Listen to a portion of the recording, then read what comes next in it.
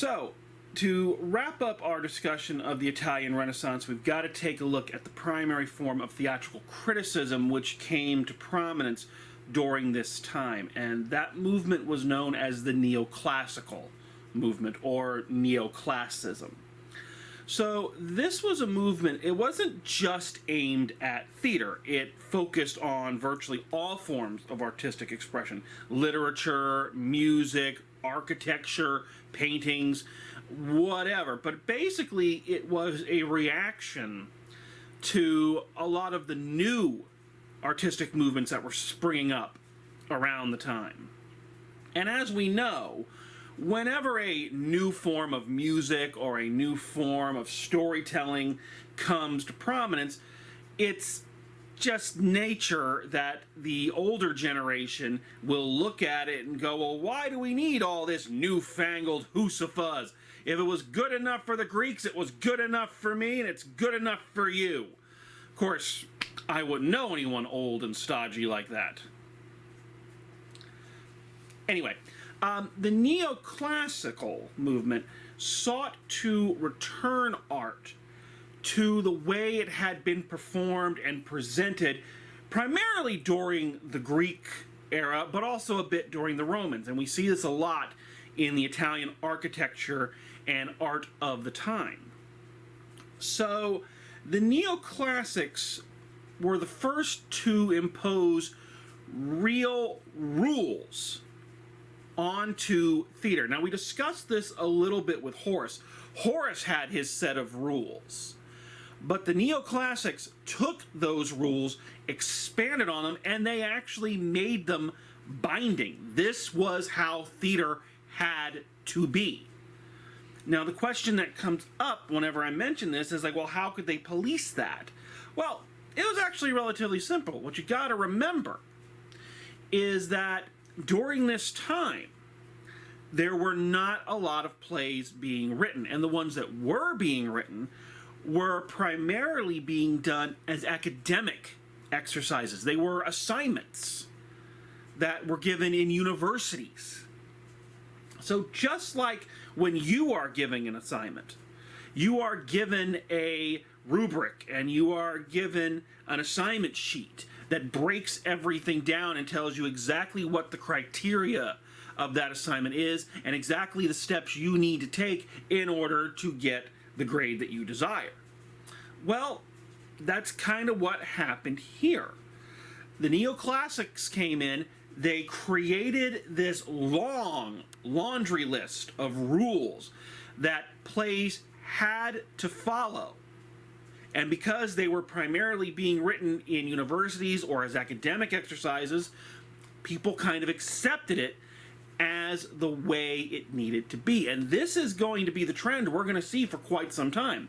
And a lot of cultures took these neoclassical rules very, very seriously. When we discuss the French playwrights during the French Revolution, they stuck very heavily to the neoclassical ideas and the neoclassical rules.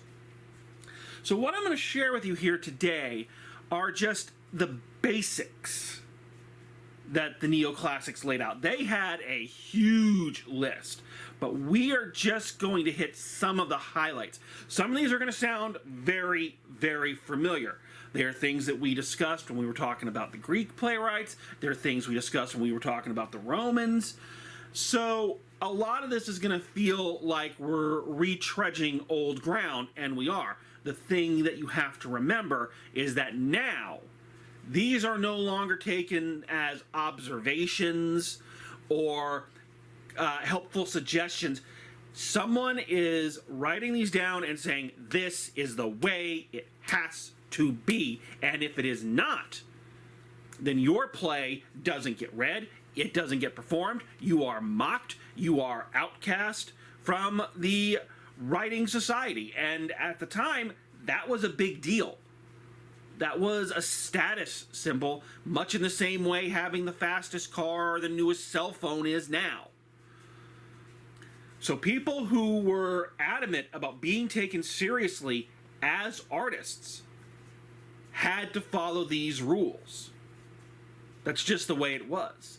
So let's take a look at some of these concepts and see just some of the structure that the neoclassics set up for theater. So let's start by taking a look at the two core concepts that governed all of the neoclassical ideas as it relates to theater. So as we go through and we take a look at some of the rules that these folks set up for theater, they were all in service of these two basic primary goals, one of which we have already discussed, and that being decorum. You remember we talked about that in the video where we discussed the Roman philosopher Horace. So as a review, decorum states that the characters presented in a play had to follow the stereotypical, culturally approved archetypes that those characters represented. So, again, in other words, you would not have a cowardly king, because according to the culturally mandated archetype, a king was supposed to be noble and good and look out for the best interests of the people. You would not have an intelligent poor person, because how could a poor person have intelligence? They couldn't afford schooling. These were rules that were set forth that governed a person's age, profession, sex, rank, everything. They had to fit the culturally approved archetypes of that time period. So we are familiar with decorum. We've discussed that. This second term is new to us, so let's make sure that we understand it. And that term is verisimilitude. Big word that means three very simple ones. And basically that they wanted all drama to be true to life. All of the rules that we are going to discuss, all of the things that the neoclassics set down, was to achieve the primary goal of making plays more true to life. Now, please understand, that does not mean making them realistic. It means making the story structure, the character interactions, closer to how they would appear in a real life setting. I know that that is a razor thin separation between true to life and realism, but there is a distinction. So these are the two things that are going to drive the neoclassical ideas. Decorum, so use of archetypal characters, and verisimilitude, the desire to make the production true to life. So probably one of the most recognizable stamps that the neoclassics put on their rules of theater would be the inclusion of these, the Three Unities. Now, we have already discussed these Three Unities when we were taking a look at the Greeks, but now the neoclassics are cementing them as hard and fast rules of theater. The Three Unities are time, place, and action. They state, so starting with the unity of time, it states that a play is required to have its dramatic action take place in a time period not exceeding 24 hours, and that the action needs to take place in real time. Now, the second, the unity of place. Once again, we have seen this illustrated already, but it states that the action of the play is restricted to one location. Third, this one is a little new. We haven't really discussed this one. In fact, we saw playwrights like Terence go against this one, but now it is a hard and fast law, and that is the unity of action. This states that there is only one central story. There are no subplots, there are no side stories, there are no extra characters who don't really add anything. There is one plot, one story. So please, please, please make sure you understand these three concepts. The unity of time, that the play must take place within a span of 24 hours and happen in real time. The unity of place, that there is only one location. And the unity of action, which states that there is only one central story and no subplots. So the next set of rules that we're going to take a look at have to do with the division of the different types of drama. We have already seen this. The neoclassics were not the ones that invented it, but they were the ones to give it a name, and that name is genre. This is a term that you have probably heard at some point in your lives. People use it when they talk about the different types of movies or the different types of TV shows or books. Back in the old days, when you would actually go and buy music in a store, they would have everything divided up into their own groups. You had the country section, the pop rock section, the heavy metal section, the rap section, the classical section. There are even genres within genres.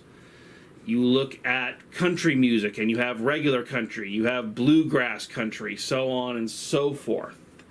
The term genre is a French word meaning type or category. And it should not come as any surprise that the neoclassics defined their genres very, very narrowly. So they had the two types, drama and comedy, and just like the philosophers before them, they were determined that these two should never mix. You could not mix drama and comedy. You couldn't have levity in your tragedy, and you could not have seriousness in your comedy, because that's not making it true to life. They had a few other rules, and again, these are all basically review. Tragedy had to deal with royalty, comedy dealt with common people. This next one is a little new. They'd never really laid this out, but now the neoclassics are. Tragedy must be resolved with tragedy. So you couldn't suddenly have things end well for your tragic hero. Likewise, comedy had to be resolved happily. There could not be a downer ending in a comedy. And as we have already stated, the genres must never be mixed. And this is a big one. This goes back to the decorum and the verisimilitude, but all drama had to teach some kind of moral lesson. So, borrowing a little bit from the morality plays of the Middle Ages, taking kind of what the Greeks were doing with their very religious-focused drama, and taking it a step further, that the goal of every play had to be to teach the audience something. You had to learn a lesson.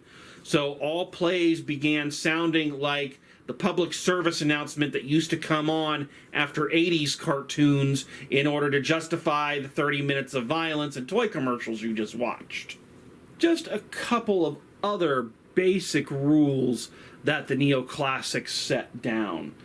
Characters' action must be morally acceptable to an audience, going back to what we were just discussing with genre, and also mixing in a bit of the decorum aspect.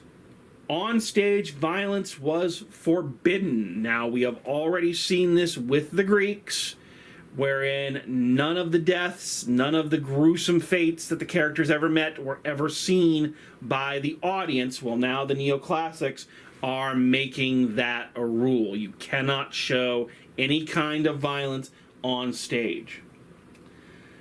Banishing the chorus and the deus ex machina, and opposed to the soliloquy. And again, we're going to define soliloquy for you a little later on, but basically it is a long speech that an actor gives to the audience. So this one links us back to that verisimilitude, that desire to make all of the plays true to life. And as we see there, again, people always ask, well, what happened if the playwrights didn't follow these rules? Well, they were basically blacklisted. Their plays were not read, they were not talked about, they were treated as if they never existed, and in some cases, they were kicked out of whatever literary society they belonged to. I know that does not sound like the harshest of punishments, but to the folks living during this time of enlightenment and this time of intellectual resurgence, it was one of the worst punishments that could be dealt out. So these are just some of the concepts and rules that the neoclassical movement laid out to govern how plays should be written from then on. And as I've stated before, this is going to take root. And a lot of cultures are going to stick with these neoclassical ideas for centuries. But before we go, we have to discuss what I like to call the big question. And this is the big question that split the neoclassical movement right down the middle. I've often said that theatrical theory and criticism is very similar to religion. People tend to be very attached to their specific theatrical theory. Whichever one they ascribe to, whichever one makes sense to them, they stick to it. But what we see is that sometimes divides happen within those movements. Even though they all believe the same thing, it is a question of how is the best way to achieve that goal. So here we find, again, neoclassic theory and theorists being divided on a fairly basic question, but a very big one when we look at what types of plays are going to be written. One of the things that we've discussed in terms of the neoclassical goals and rules was that the plays had to teach moral lessons. You had to learn something from the play. Now, what you learned could be up for debate, but you had to be writing a play with some kind of end goal in mind that the people would watch, learn, and walk out going, oh, I feel so much more enlightened now. But here's where the neoclassics kind of split. You have the first group that say the only plays that should be written are these ones that are dedicated to teaching a specific moral lesson. If I am trying to teach you don't drink lead-based paint, then my play has to hammer that home to you. Don't drink lead-based paint. Every line, every character, every motivation, every plot point is driving towards that oh so important moral, don't drink lead-based paint. In this instance, the moral is clear. The thing that you are trying to learn is undisputable. You know that that is what you are there to learn. So that is what group number one says, that you must create works that are teaching a specific moral lesson. Group number two says, no. The better way is to just create everything. To not necessarily have a specific moral that you are going to teach, or at the very least, to not feel like you have to beat the audience over the head with your chosen moral, but rather write a play, write a interesting play, write a fun play, and let the people find the meaning for themselves. Let each individual person find the piece of work that speaks to them. Think about this for a second. Think about the art that you ingest on a daily basis. Think of the books you've read, the movies you've seen, the internet videos you watch, the television shows you enjoy. And I would imagine that every one of you has stumbled onto that one piece of fiction that when you first encountered it, be it in a movie theater, watching it on TV, reading the book, but when you first experienced it, you felt that this piece of work was written specifically for you. It spoke to you. You identified with it. And because you identified with it, you found meaning in it that the author may not have originally intended. But because you are coming at it from your own perspective, your own points of view, that means that you are now finding meaning in it. So these are the two camps. You've got the one saying, no, we've got to make sure everything is there to teach a specific moral lesson, and the other one saying, no, just create everything. What do you think? Which way do you think works best? Let's think about this for a second. Think about if everything that was available, every piece of entertainment that was available was just there to teach you some kind of moral lesson, that everything you watched, read, enjoyed all had some kind of lesson attached to it. Think about that. Meaning that your entire life was a non-stop viewing of the Discovery Channel. Now maybe you like that. Fine and dandy.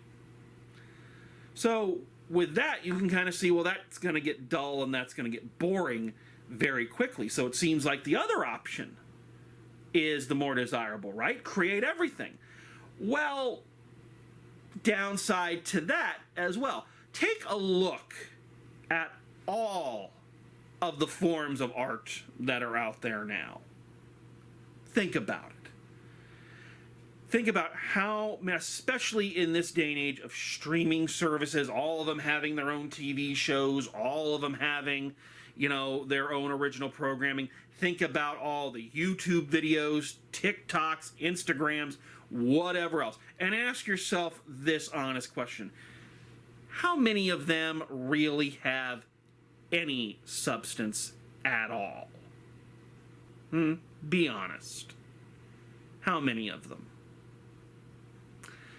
So you see why Group A would disagree with this, because they're going to say you're just going to flood the people with junk and nonsense, and if they do find something that teaches them some kind of moral lesson, how do you know it's the right moral lesson? There's always the problem of misinterpretation. There's a very famous story about a book that came out in the 70s. It's called Love Story. And in that book, there is a line that says, love means never having to say you're sorry. And people went nuts for that line. English professors the world over examined that line. They discussed it in universities. What did that line mean? What did that brilliant turn of phrase mean? What wonderful lessons about love and life and loss can it impart to us, the humble commoner? And the author went on a talk show. The host asked him straight out, what did you mean by that great line? And the author said, I don't know, it sounded good. So you see that the group number one has their point, that you flood it with everything. How do you know you're going to find anything, and how do you know what you find is correctly interpreted? So this is the debate that the neoclassics find themselves locked in, and it's one that is still raging today. It's one that people still ask. Do we need to create things that stimulate the mind and teach us things, or do we just create whatever and let people find it for themselves? It's a question without a real solid answer. So I ask again, what do you, the people at home,